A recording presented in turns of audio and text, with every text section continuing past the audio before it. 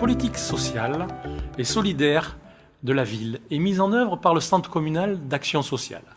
À ce titre, il dispose d'un budget annuel de fonctionnement de près de 12 millions d'euros en constante augmentation, dont 50% provient de la subvention municipale, laquelle, en 6 ans, a augmenté de plus de 35%. Il prend en charge 3 types de publics: les personnes âgées, les personnes handicapées et les publics en difficulté. Pour cela, il s'appuie sur une équipe de 350 personnes, personnel, vacataires et bénévoles. En ce qui concerne les personnes âgées, divers services et prestations leur sont consacrés.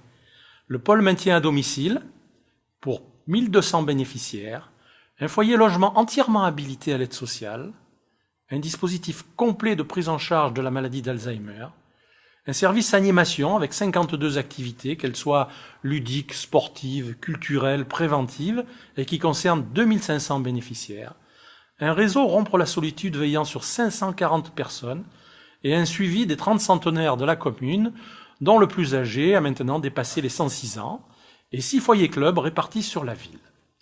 Des actions et des services ont également été développés en faveur des personnes en situation de handicap, au travers notamment du point handicap tels que les handiplages, l'audiovision, les journées d'information emploi et handicap uniques dans le département, des groupes de parole, les matinales de l'emploi. Les personnes en difficulté sont également soutenues par les aides sociales, par le réseau santé précarité, par l'urgence sociale pour les plus démunis, le microcrédit personnel et la maraude sociale.